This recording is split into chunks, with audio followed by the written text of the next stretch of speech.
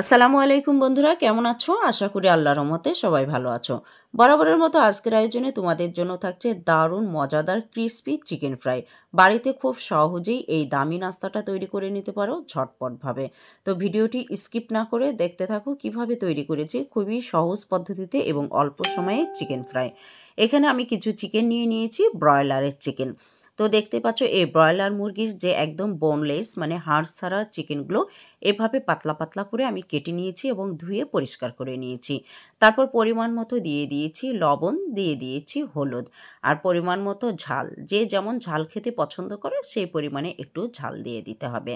তারপর দিয়ে দিয়েছি এখানে মুরগির মাংসের মশলা আর দিয়ে দিচ্ছি এখানে আদা, রসুন এবং পেঁয়াজ বাটা। আমি এখানে একদম ছেঁচে দিয়েছি, পুরোপুরি কিন্তু একদম বেটে দেইনি। তো এইরকমভাবে যদি আধা ছাঁচা মতো করে যদি বেটে করা হয়, ম্যাশ করা হয়, তাহলে কিন্তু এটা বেশি খেতে ভালো লাগে। তো প্রথমে হাত দিয়ে খুব সুন্দরভাবে মাখিয়ে নিতে হবে। মোটামুটি 10 মিনিট মতো আমি এভাবে হাত দিয়ে মাখিয়ে নিয়ে তারপর এখানে কিছু বেসন আর চালের গুঁড়া অ্যাড করে দিয়েছি। খুব বেশি কিন্তু দেইনি, ঠিক অল্প পরিমাণ মাখো মাখো হবে এই রকম।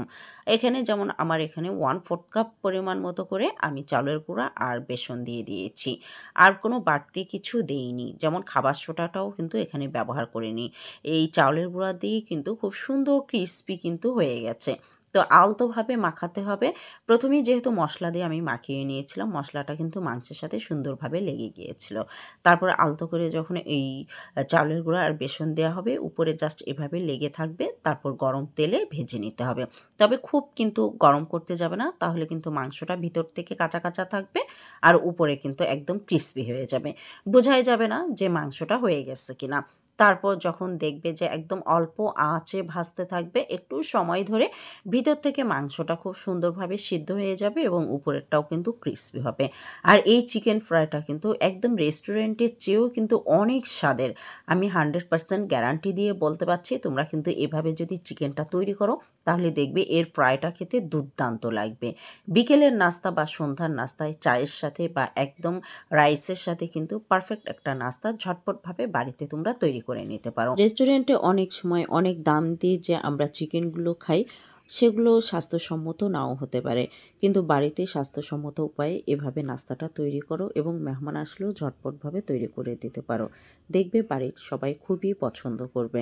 আর এটা এত ক্রিস্পি এবং সুন্দর হয়, বাড়িতে যদি একবার এই নিয়মে তৈরি করে দেখো, ঝটপটভাবে কিন্তু নাস্তাটা হয়ে যাবে। এবং শুধু তাই না, মশলা ম্যারিনেট করে ফ্রিজে রেখে দিলেও বাসায় হঠাৎ মেহমান আসলেও ঝটপটভাবে ভেজে সামনে পরিবেশন করাতে পারো। দেখবে সকলে খুবই পছন্দ করবে। ছোট থেকে বড়রা এ ধরনের হেলদি খাবার পেলে খুবই খুশি হবে।